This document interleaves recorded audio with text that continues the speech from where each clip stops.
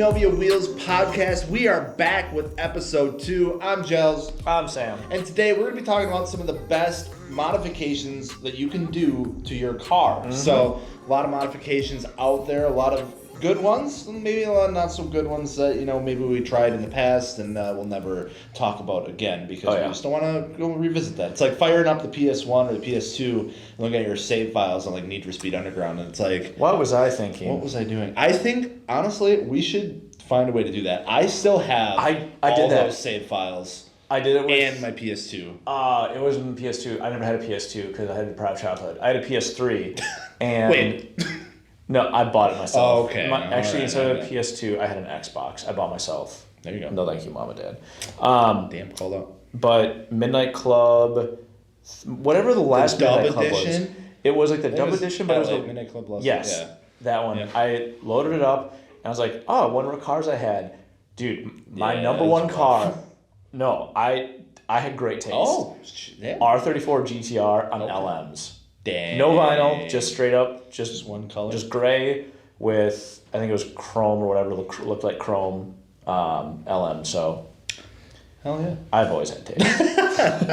Well, if you have good taste, make sure to check out the wheels over at AnoviaWheels.com. We got wheels, tires, and suspension over there. That's all sort of good stuff. Follow us on our socials, Instagram, YouTube, wherever you want to come hang out and talk with us at. But yeah, so I guess first thing we can talk about is, quick backstory or background information on a little bit of ourselves. I think that went well last time. Just kind of talking about, history of cars we've built or modified or done stuff with in the past. Yep. And just kind of, what led up to this list and where our inspiration kind of came from. Yeah, I used to think that like modifying a car was easy. Like my exposure was like Pimp My Rides, and it was like, oh, you just like do this stuff and it looks cool, and I didn't like understand all the modifications to it or like necessary things to make it reliable or like actually perform.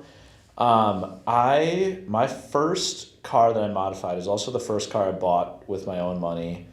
Thanks, Mom and Dad. Which it was a '98 Integra. Okay. And it was red. Nice. It was LS, so it didn't have anything too fancy in it. But I think my first mod I did on that car, because I didn't know what to do, and I was part of an Integra forum. I can't remember what it was called, but it was super active, and I was on there all the time. I had no money, and I was in college. The first mod I bought was interior LED conversion. Let's go. So not even like the strips or like anything. It was like just like the swapping out like your dome lights. Oh yeah, swapping out the existing bulbs. So I always I like the clean OEM Plus kind of look. So I didn't want like weird LED light strips anywhere. So I remember I went on the forum, and this guy had listed out by part number what all the bulbs were. So it was like bulbs by number. And I was like, oh, I can just grab these and I'll throw them in my car. Right. So I did it. The car was red on the outside. So I was like, it would be dope if it was red on the inside with the lights. So I went and I swapped all of them out. Literally every bulb, from the gauge cluster to the HVAC I could. You went real in. Everything was red. So it in theory was gonna be really cool, except the actual light output was not good. So all of a sudden when it got dark out, because I did this in the garage, closed the garage doors, turned the interior lights on, I was like, this looks like a race car. God. It's like that meme where it's just like, help me God, I got a race car. And then I went to drive the car. I went to get it, and the first time I opened it up, and it was like a special forces briefing room. It was just like this dim red glow, and I was like, I can't find anything in here. So I swapped out all the dome lights and all that stuff for the regular ones, but I kept the gauge cluster and all the HVAC stuff red because it actually looked pretty clean. Yeah. But that was my first kind of mod I ever did. It's kind of neat. I mean, it's a lot better than mine. I had a 2005 Neon SXT. It's not even like a cool one. I just went and bought your typical eBay exhaust, catback exhaust. Oh, no. And it had the biggest single exit just dump tip on it. It didn't even fit. Was this a catback? Yeah, it was a catback. And it was like $300. And I was like, as long as it's stainless steel and I can bolt it on. Stainless. Yeah. You probably didn't know like the grades of No, like. no, as long as it was stainless steel. So Wait, did it have a burnt tip? No, it did not. Oh, so you didn't go full ricer mode? No, it didn't. Well, not set myself up for a good introduction here, but no, it was literally like first car, like literally just started driving, like what can I do to this thing? I was surrounded by like, it was like in shop classes and stuff like that. I threw it on there. It didn't sound bad. It honestly sounded like really stock. It was so quiet. Like it could have been way worse. It could have just been like the most obnoxious thing in the world. Yeah. It looked obnoxious. Did it fit okay? Like no, it fit terrible. That's the thing with those exhausts. Yeah, it was like the thing with the the SXT Neon of that year. It didn't have like an exhaust cutout, like those back in the day, like there was no cutout. Oh yeah, there's like a really it was just like the little tube that kind of bent down. So this one like kind of came down and just shot right out the back. I remember, and it was like a 5-inch tip. There are also a lot of, I remember Civics. Either I can't remember if like they didn't have the cutout because it was like such a small diameter exhaust. It didn't even have just would like shoot down with these giant tips. Yep. So it was like that, and the tip was so big that I came in contact with the bumper. And I just let it melt away. Oh god, self-clearance. Self-clearance, yeah, it self-clearance itself. And soon followed to that, that was the full million color LED Underglow with the interior pieces, and then little eBay intake. That car was full ricer mode. Oh my! It really, really was. I bet you thought it was cool though. Oh, I thought it was a shit. I forgot the mod I did before the lights. Sorry, speaking full ricer mode. There's only 2 other mods I did to that car, which, all in all, for what happened to Integras, this wasn't that bad. I put an amp and a sub in it, and I still have it. I want to put it in my 240. It was an MTX Road Thunder amp and sub. It sounded good, so I was just bumping in this pretty much stock looking Integra. And then I remember after that I did the LED lights and I was like, well, I'm basically a tuning shop now. Yeah. And I decided I needed like an engine mod. So I got a short ram intake off of a guy from the Integra forum, and it was an InGen. Which I was like, I don't know any of these brands. Yeah, I'm like, I remember InGen specifically. It's like, I've seen that in video games. Literally, yes. So that's the one. I was like, that logo is in like Fast and Furious and or Need for Speed Underground. Yeah. It's good. So literally how I based the majority of my starting experience with cars. Advertising works like that. It does. So it's crazy. Yeah. So I remember I got it. It was used. It had been spray painted like a couple weird different colors. Sure. But it's like had a original filter, and I had never like really done anything before. So I opened the hood and I was like, I don't know what to do. And like literally the intake nose is the easiest thing. I think it's like a C clamp and another bolt that secures it, and it's out. Oh. And I remember I put that in, and that was super satisfying actually, because the intake sound, I told Sean he needs to do it on his. Yeah. The intake sounds like this little like grunt every time he got on it. Yeah, I was like, this is so cool. Like, it was the same thing with the Neon too. Again, cheap eBay intake. The thing fell apart after like 3 months. It was great. Oh no! At least I had named I kept having to like connect it back because like that's what you want for an intake. Falling off. Fit where it needed to go. It literally did. Like the part that came out of like the throttle body. It was like a 90-degree like just like into like where the stock airbox and everything was. Yeah. Like obviously the original intake way better. It was literally like down in the front of the fender well. Like the perfect area for an intake. Yep. And I just was like, no, stupid, hate it. Yeah, pulled that out. Modded is better. And like it kept coming disconnected, and eventually just fell off and then lost it on the highway somewhere with the filter and all. Don't know when that happened. So you had all the intake then? All the intake. But yeah, I noticed that too. That was like the intake sound was really different. But I guess after that, really kind of just night and day in a sense. Still wasn't the greatest, but I picked up my Eclipse. Yeah. And it had the blown motor in it. Literally the guy's like, yeah, if you want it, come grab it. Grab that. And then it was kind of like my senior project for like shop class in a sense. I found like a long block 420A on like eBay for like $1,000. Mm-hmm. Had it shipped up from like Florida. Dropped it in there with like a new header and intake and just like your simple bolt-ons and stuff, and eventually got around to putting on some lowering springs and some wheels I found on Craigslist and kind of cleaned up the interior. The thing it went through a respray. I had to put door handles, 2G Eclipse door handles, by the way, the absolute worst. They break all the time. They just like plastic breaking? Yeah. It's like the internal thing that breaks, or is it like itself?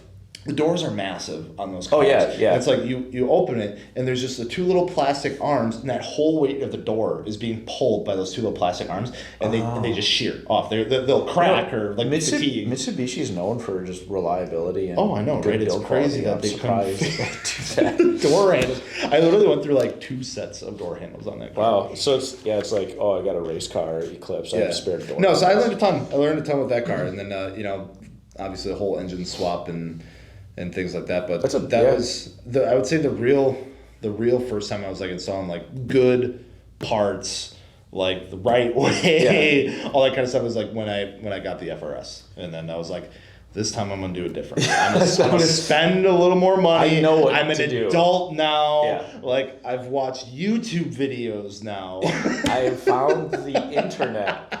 Well, it's the thing though. Like I don't know. When I had my Integra, it was like I was on this forum. It was literally forums. And when I look back at or I can't look back at it now because I think it's like gone. But when I think back on it, people had the good cars. But those were like $30,000 cars. Yeah. In like the early 2000s, like really nicely done cars. Yeah. My car after that, I mean, we'll probably talk about our cars forever on here. People will just hate us, but I had a Jaguar after that. I didn't modify anything on that. Yeah. Because you just couldn't. But I had a Mustang after that had some like BBK, intake, throttle body, that sort of stuff. And I swapped it out for some Ford racing stuff because my throttle body kept, failing if I'd go wide open. Sure. So every time I'd like take a girl on a date and want to like impress her with my Mustang GT, and I'd floor it, the throttle body would open all the way and it'd get stuck open, and the car would go into limp mode. So it'd be like sick acceleration and just like one nothing. time. Yeah, I remember one time we went to Noodles and Company and I got stranded on the highway because the car just wouldn't get out of limp mode. And yeah, so then after that, my Lexus. You don't want a limp mode on a date. You don't want that. Well, it's ours. There's more time together. It's not impressive, that's for sure. But yeah, when similar to your FRS, with my IS300, I was like, all right, I'm going to track this car. I'm going to drift it. I'm going to do it right because I don't want to die. Right. So yeah, it was literally like, at that point, like the FRS was like, I don't want to say the Eclipse wasn't nice, but like it was a free car. Yeah. Like, yeah. Put some work into it. Yeah. It was great. I learned a lot with that car, but like that FRS was like the first like new car that I bought. Like it was newer than like 2005. Yeah, and nice, like no major work. It wasn't like 20 years old, and yeah, it was bone stock. It was super clean. I was like, ooh, this is it. I just realized my newest car is 2006. It's the Yeah. newest car I've ever bought. Dang. That's my truck. Oh God, it's not even the IS. No, sorry. Oh. Well, moving on. I guess, with all of that, I feel like I've gotten, like, with all this, like, my favorite modifications. Like, I get a new vehicle, like, this is the first thing that I'm doing. What is yours? If you were to get a new vehicle, like, what's your go-to, like, first couple modifications? I have to say right away, probably coilovers is my big thing. I think any car just looks better, lower. Also, they tend to ride better usually. I'd say coilovers and then quickly followed by wheels. Yeah. And I mean, tires go with it because you're going to probably have different size wheel than stock. But to me, those are the obvious ones where it's just like a no-brainer. Do those. But after that, I always say like bushings. Like I know it sounds so like weird, but bushings or like new tie rod especially arms. if it's like an older car, right? Yeah, because I mean you don't realize how much plays in some of that stuff until you replace the bushings. Then all of a sudden, like subframe bushings, huge difference. Like when you've worn subframe bushings, you can really tell if you're pushing the car. If you're just tooling around town, it doesn't really matter. But what about you?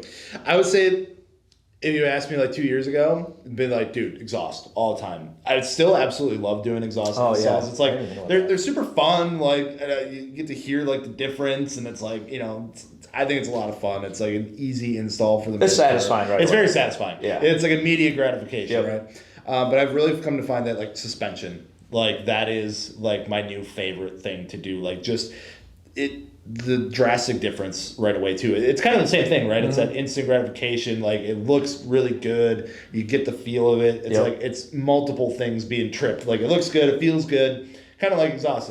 It can look good, it sounds good, like, you know, all that kind of stuff. But yeah, I would say suspension has become one of my favorite things to do, like right out the gate. It's not hard. No. Unless you have some like really weird setup car. Yeah. Like Dakota Super, for instance. Or Gretchen's Hawkeye. Oh. That was just a rusty bolt. Actually, you can watch that video on our channel. Struggled with that for a couple days. Used a torch. You know, Dakota's wasn't bad. It was just like with new cars now, like their whole like, all you know, electronic controlled like damping and all that. Obviously, like, so. Well, and also there's probably not a whole lot of documentation on those. No. It's not like super common knowledge. Yeah, so it's like on the Super, we had to do these like, we had to delete or kind of like trick that system. So it was like these bypass things that we had to put in there. And it wasn't difficult, but it was just like finicky. And it was like an extra step that you had to do. And I was like, I just want to lower this car. Right. I've been really fascinated lately too about just like steering and suspension arms. Like obviously like in a drift car, but like it's just crazy what that does to a car and how you can set it up and all the adjustments and like, I don't know, you can nerd out on all your stuff that your suspension geometry is a whole nother world. Oh, it's insane. I used to just be like, I don't even want to touch it. I'm so scared. And it's a daunting thing to get into. Yeah, but once you get it, it's like, this is so cool. And you can really change how a car feels by adding some cast or taking camber out, like all that sort of stuff. Yeah, it's really crazy. I forgot to tighten the lug nuts on my car once when I went on the track. Oof. And I was sitting on grid and I dropped the clutch and I was like, I wonder if I tightened or if I torqued them. And I was like, I don't know. So I just like took it easy. I went back to the pits. Didn't torque them. That was close. It's a great lead into the first thing that we got on. This is a great one. Yeah. Maintenance first. And I know, like, it's boring. Like the dad. Okay, Dad, here, tell me. But like seriously, like that is, and I think it comes down to kind of like, and it doesn't have to be like boring maintenance. Like it can be maintenance, but also upgrading in the same way, right? Like you were talking about like bushings and stuff like that, and like suspension pieces. Like maybe the shocks are like getting blown, or maybe your control arms are like not the greatest. Tie rod engine mounts are like flopping around. Like, you don't have to be boring with it. Like it's not like the most exciting modification, but like you can still upgrade those parts, and like that's something that a lot of people tend to just blow by, and they're like, I don't need to do that. I don't know. I see all go right to the cool stuff, and you see cars all the time for sale where it's like, wow, they did cool mods. It's got cool wheels. It's got good paint, body kit, and then it's like, oh, the transmission's blown, and it's like, oh, well, no one changes the transmission fluid. It's like simple things like that. Like change your oil, change all your fluids. Just do that. And the thing too is like, you can put better fluids in it that were probably in there before. So it is an upgrade. I know this is the most exciting thing, and 16, 17-year-old me would just be like, oh, it's dumb. Who would do that? But maintenance first, right? Especially when you're talking about like bringing on extra power, things like that. Like if you're maybe like your clutch is on its way out, like, take care of those things first. Actually be able to enjoy the car, because odds are like you're gonna dump all your money into like those parts to get more power or performance out of it, and then you're gonna blow your clutch, and then you have no money to replace it, and then you're gonna be stuck without a car for like a couple months until you can save the money to do it. But maintenance first, as boring as that sounds. You can have decent thing or like if you realize your brakes are when you get changed, you can buy vented and slotted rotors and some better pads, like just little things. Clean things up while you're in there, and just take care of it. I think that was something that was really kind of true with the RX-8. Before I hopped in there, like I had people in my DMs like, hey, just so you know, you should really do this to this car before you do anything else. Like the oiling and all that stuff. So like the whole oil thing with like the Son adapter, the premix, swapping out plugs, like upgrading coils, all the stuff that's like not super fun to do, and it's like I just want to dump this thing wide body, and like you should really do this, like especially with that platform, it's gonna really, really help the longevity of it. You're gonna get the most out of the car, and I'm super glad that I did it because. One, it made me learn about the engine, and it made me learn about that car specifically. Yep. And two, I can go have fun with the car, and it takes a lot of worry of drive it. Like, oh God, I hope the oil's good, or it's like no, I can literally have a reservoir in there now that's got like full of oil, and if it doesn't, then I have premix. So you're at least kind of saved. Well, and I think the last part of that I'd say is, everyone wants cool paint or a wrap or whatever. Yeah. Take care of rust before that's it gets another big bad. One too. I know everyone in the South is like, "What's this thing called rust?" Well, it's awful. Yeah, it's terrible. Don't get it. Literally the cancer of the car world. It'll destroy. I've seen so many cars just absolutely destroyed. Well, and it's like Or it could be prevented, where it's like it starts in the fender or something like that. It's like, I know it's going to look bad. Sand it down. Hit it with some primer once it's the bare metal. Maybe you're going to wrap it or get it painted later, but just stop it so it doesn't get worse and just like spread. Exactly. What's next, Gels? So I think we kind of talked on it a little bit right away, but suspension. I think suspension is one of the best modifications. Cut springs. First all the way. No, absolutely not. No proper suspension modifications. I know I'm looking at you guys out there that are just like, oh yeah, I just got shocks on. I just got washers as a springs, static life. I remember that. You do you. I mean, I'm not out here to judge, but like that shit scares me. The pictures of the people with like their shocks with like washers and nuts like stacked up, but they're not like any like good grade. They're just like whatever you get at the Dollar Tree for hardware. Oh, I'm on the road with those people. I know that's the thing. It's like, I mean, I don't care what you do to your car, but like, my God, don't come flying into me when something breaks. The other thing too, like, do the stuff you can afford. Where if it's like, oh, I want to lower my car, but I don't have the budget to get proper coilovers, and you have to buy some like really sketchy stuff. Like, if those fail, that's a pretty good safety thing. Yeah. So like, be conscious of that. Yeah, it's it's one of the best modifications you could do. Driving feel obviously gets affected. Like I said before, it's like the most drastic change you can have to your car for both performance and visual. You feel it, you see it. And like you said, if you want to go with like a decent set of coilovers, save up for it. Like just take your time. It doesn't have to be right away. I mean, if you really want to get something, go with a decent set of lowering springs. That's always just as good. And some cars, depending on what you want to do, lowering springs might be a better option. Yeah, that's why I know, like, we kind of talked on like a lot of the newer cars with their adjustability and damping and things like that. All people really want is just a lower ride height. Yeah. They have everything else. They can literally like go and adjust the damping like inside their car. They can flip it into sport mode and blows my mind. It stiffens right up. I take like an Allen wrench and like do this a lot. On my ones in the Skyline, they're just but the Allen wrench I got when I had the coilovers rebuilt, I'm not kidding you, is probably like 8 to 12 inches long. Because you have to like get in there and it's like 1 millimeter. It's like, it's stupid. It's insane. So lowering springs I feel like have really made a big comeback in the last few years because of that. And I know for like domestic markets specifically, like Camaros, Mustangs, all that sort of stuff. You just live axle in the rear, you ain't getting coilovers. Get some high box springs and lower a couple inches and good to go. Well, the other thing with suspension too, I think people forget are like strut tower bars or sway bars, stuff like that. Bracing. You get bracing because a lot of chassis are kind of floppy, or you can improve the feel. Floppy goes all over the place. You might have rust problems, but that can help the driving feel. With coilovers too, like I mean, a lot of us have bought cars with coilovers already on them. Yeah. But the spring rates could be off. Josh is giggling. Disrespect, dude. I went out there, turn it off. I come back, they turn it on, and they turn it on again. Hey, if you're listening to this right now and you're in the bullpen, listening to your music loud, turn it down. No, but you can with coilovers, you might have like the wrong spring rate on there. So for your car, maybe you need to look at the different spring rate. Because let's be honest, we've all bought cars from people who didn't know what they were doing.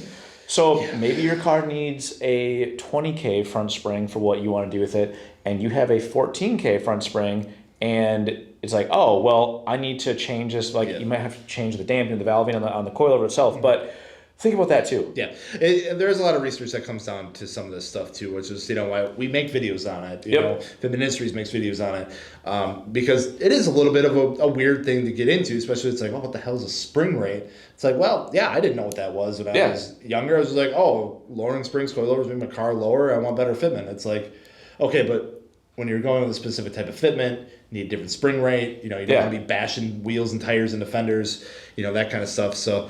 Yeah, definitely do the research. Take a little time. There's so many resources out there right now to be able to do that kind of stuff, and use the internet. They'll tell you what to do, and if not, ask us, and we'll Google it for you, and then we'll say the answer, and we'll sound like we're right, but we just Googled it. Absolutely. So I'm going to tie these next couple kind of like all together, especially with turbocharged platforms or boosted platforms, like a good exhaust, good intake, and then maybe like a cat delete or like high flow cat or something. That's illegal. And a tune. That's illegal. No. Not if they don't know about it. They wouldn't say it's off-road use only. Oh yeah. I take, dude, I have cat. You take your IS off road sometimes. Nope, I have cats in all my cars actually. Okay, IS has gone off road a few times, but I'm sorry. It's like a rally car. No, but seriously, like those, like when people talk like full bolt on, that's usually what they're talking about. It's either like, you know, header back exhaust, or really it's like a cat back exhaust, or like high flow cat with exhaust intake and some sort of tube. So the exhaust is kind of like you can do different stages in it. Yeah. So that's what we got next here. So I'll cover that. Sure. So the exhaust, you got like a cat back. Yes. That's simple. Yep. Unbolt one section, bolt it back up. Plug Super it easy. You'll get sound from it, or benefit of sound from it. And then you might have a cat delete, or you might have a high flow cat or something like that. So you can do that, and then you can go all the way to like a downpipe header. Downpipe header, changing everything basically is coming off of the turbo or the motor exhaust manifold itself. Yeah. That what you're doing. And all have pros and cons and different prices associated with it. The one thing I'd say is if you got $500 and there's a $500 exhaust or a $500 header all the way back system, just do the exhaust or the catback, because you get what you pay for, and that is very, very true. It's like exhaust, I think, you know, it gets a little downplayed. It's like, oh, it's just to make the car sound better. Like, what's the difference? Why would I spend like $1,000 on a downpipe when I could spend $300 on a downpipe? Right. It's like, well, because you're talking about airflow. It's just like aerodynamics in a sense, except you're talking about the flow of it through something. And you want it to flow as easily and fast as possible to get it the hell out of there. Yeah. So some people, you know, there's a lot of engineering and stuff that goes into it. And usually those higher priced variants or higher priced products, a lot of engineering went into it to make sure that it actually does get you the performance that it's supposed to. Well, and it doesn't drone or too. like that stuff. Because at the end of the day, if you are going for a horsepower gain, you will probably be okay with it being a little louder or maybe droning. But if it's your daily driver and you just want it to sound cooler, don't go with like a full race exhaust, because louder isn't always better. Yeah, just get it back. I did that with my FRS. I went with that thing sounded so good. It sounded really good, but after unit test, after a couple hours, Josh wrote back with me from Chicago. We literally got, we're like, oh my god, like, dude, that exhaust was so freaking loud. Like, it droned so bad. Yeah. So I guess that's a good point. Know what you're using the car for. If you just want something that sounds nice and subtle and daily driving, make sure you buy a setup that is good for that. But you can get quite a bit, like I said, especially boosted platforms now with like a off the shelf tune, a couple bolt-ons. You can gain a good chunk. It's crazy, like a Dakota Supra. Insane. It's a completely different car. Yeah, it's just like BMW. I mean Toyota. We're just like, oh, we'll make it reliable at this horsepower, and with a few mods, you can just really make that crazy. It's insane. That is a night and day difference with that car specifically. I could not believe it, and that was tuned on like 93. It's not. It wasn't even like E85 or anything like that. It was just 93, and it was a significant gain in horsepower and torque. Well, I think so. Like we're talking about exhaust, so you need to get all that air out of there. Yes. You got to get it in there somehow. Right. So an intake is usually a good one. And that has a sound benefit too. So when you're like induction noise. Yeah, when you're in the cabin and you can hear the exhaust, but you can hear that induction noise, it usually sounds pretty cool and is satisfying. But there's all the different theories of intakes. I mean, you've got your cold air stuff, your short ram. Yeah. Like the thing like I remember about the Integras is a lot of the cold air intakes were so far down in the bumper that if you hit a lower car and you hit a puddle, it's just like you're sucking up water. Yeah, and I'm just like, why would you hydrolock do that? your engine? Yeah, so it's, I don't know, that intakes are somewhere too where, depending on your car, they can be either like very common and easy to get or super expensive and dumb. And I don't know, look, if you're not going for horsepower gains and you just want sound, I think the exhaust is the way to go. I don't know. Yeah. Like, I actually have a stock intake of my IS. Yeah, that's the thing. It's like usually stock intakes are pretty decent for the most part. These people called OEM manufacturers spend a lot of money to figure that out. And it's like they're designed pretty well. They're getting colder air. Like it's a lot of cars now. I've noticed like they have like some sort of like, duct coming up from like a bumper somewhere, like a snorkel or something, kind of feed air to like the box, or like, it's in a box, but it's like it's away from everything. It's not getting, soaked by engine heat. It's Right. getting cool air. They do a pretty decent job with it. So yeah, intakes can be a good one. But again, it comes down to what are you willing to spend on it, because like I said, my eBay intake days did not do the trick. So one intake that I always think is cool when I do see it is on like a Subaru, like WRX or STI. This one had the snorkel one. It's like a rally car. Yeah. I was like coming up like the A-pillars. so cool. I always did that in Forza. I always put that one on there Yeah. because I was like, this is dope. Leading into the next one. We know about this. We know a lot about this one. Wheels and tires, baby. I think this is like really one of the ones that like really Hey, that's expresses. your car. That is my car. And your wheels and your my tires. old car. Hey, you have both your cars on My there. cars are everywhere. And that's you. It is. That was when I had long hair. You dominated our posters here. Yeah, 2021 was my year, baby. Year of gels. No, but wheels and tires, I think this is like, wheels specifically, one of the pieces that a lot of people do, but it's like, the one that it's like the first piece that usually you start to like express yourself with, right? Versus, it's like, okay, I lowered the car, what set of wheels are you going to go with? That's what's like, all right, what path are they going to go down? Like, where are we going with this? Are you going to go down the correct path, which is the hot boy path? Or hot boy or nothing? Is that what I'm hearing? I mean, yeah. No, I mean, it is, because that's where you, like, man, wheels, we can just look at a car on stock body, but if it's lowered, you can tell a lot. you're just like, I know everything about this owner. Literally. Like, if I walk up to a guy or a car and it's got some nice wheels, good fitment, like, this is a cool person. Yes. If it's some bunk wheels, plasti dipped, like, just terrible offset, I'm just like, this person's a criminal. And there you have it. Judging a book by its cover 101 by Sam. Okay, we all judge we all do. every We car. all do. Listen, Yeah. the Wait, whole hold on. judge a book by a cover thing, it's like, why would they put a cover on a book if I'm not supposed to read it and judge it? Like, this is the first thing I look at. Well, it's like if you're sitting in traffic and you have a car next to you that has just a ripped up fender and bumper, I'm staying away from them because they don't know how to drive. Right. I shouldn't be talking about that. My car looked like that for a while. Hey, it's okay. You Anyway. did your best. Yeah. But, yeah, I mean, wheels, we love them. Yeah. We make them. Got it. But Tires are another one that can really make or break something. Obviously, like, don't go really cheap out on your tires, especially if you're, like, driving it more than In, like, around town. Like, rain, too. yeah, like, I was the person that's like, why the tires are just like the thing that they're replaceable. They're a wear item. Like, I just want the cheapest They're ones I can round, get. made of like, rubber. I care more about the wheels than tires, and it's like I've become to like care almost just as much, or not even more, about the tires than the wheels now. Because like road noise, actual like control of the car, traction, capabilities. Like, Some tires it's crazy. just look cooler than other tires. Yes. Like Lars Michelin's. Yes. It looks so cool. Like the sidewall is so cool and the tread pattern. Like if you notice it, like if you have a really nice set of wheels and some really cheap tires with a weird tread pattern, it's like, what's going on? But if it's something like it is there, like some Michelin's or like Kendo's or whatever, you're just like, oh, it's a cool aggressive tread pattern. It helps the look of the car. Yeah, I agree. And it helps what you do. It's one of those forgotten things. I think it's like your tires you can see too. You can see the tires, and especially like that tread pattern. It's a good idea. It's like, you got this like super aggressive car, like, and then you got like these like really bad winter knockoff. like tread pattern. Yeah, don't buy winter tires if you're driving in the summer. That's a whole other thing. All right, talk to me about tint, because I am exposing myself here. I've never had a vehicle with tint on it.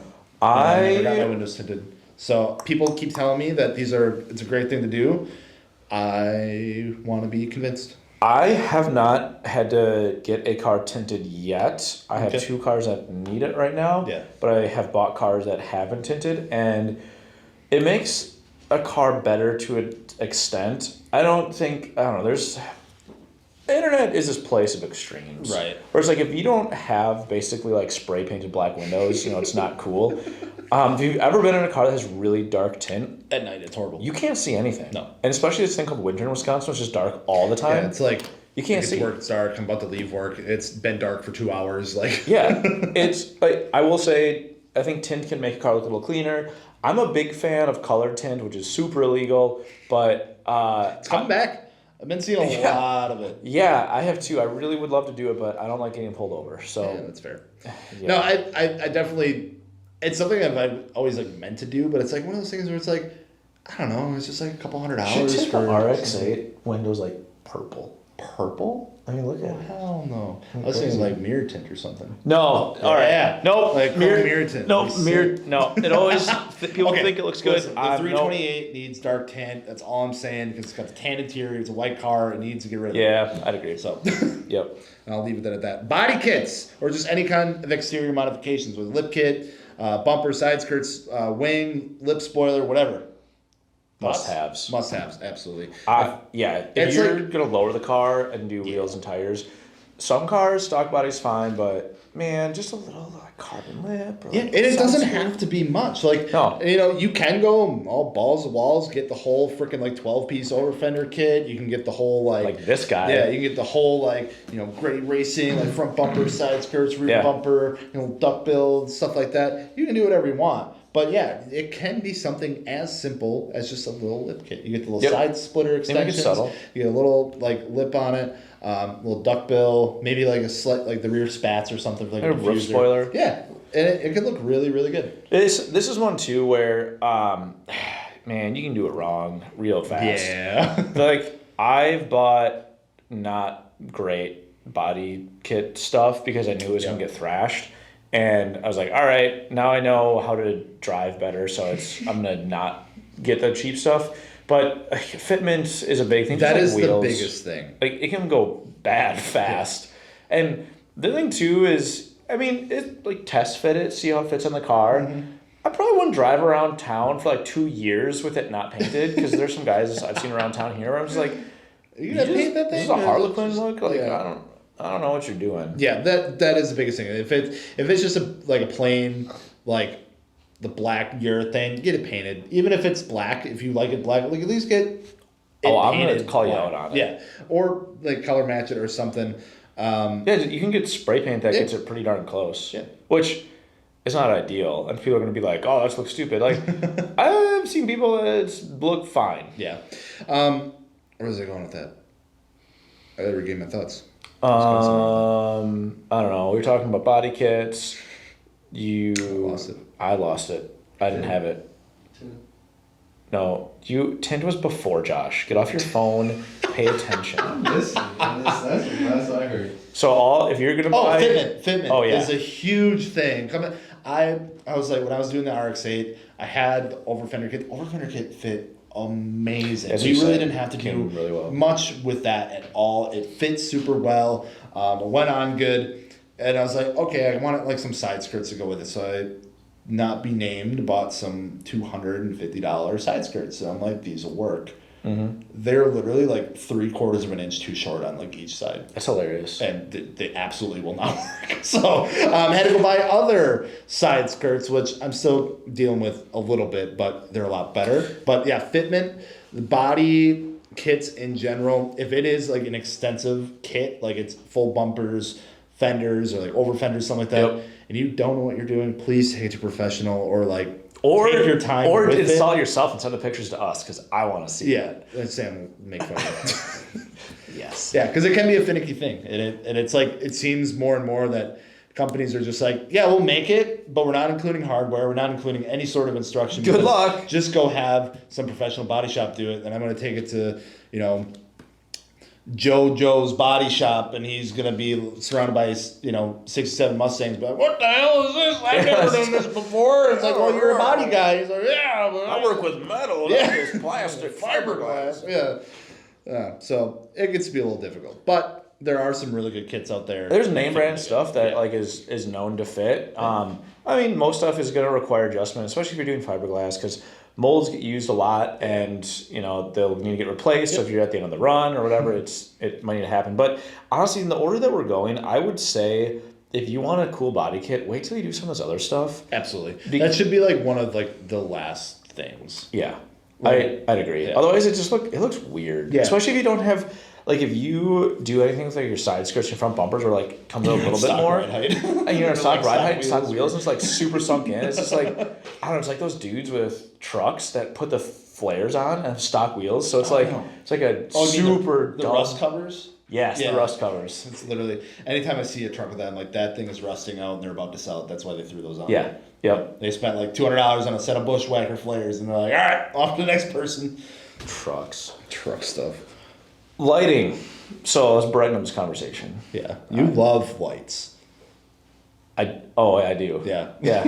According to your Integra. No, I think lighting, I think that is something that is really, really blown up. Like custom lighting and like LEDs have changed the world. They really literally, have. that is what it is. Yeah. Like in headlights, taillights, underglow, interior stuff, freaking rear view mirrors. Like it is. What do you want lights on? We'll put lights on it. Like, yeah. Infinity taillights.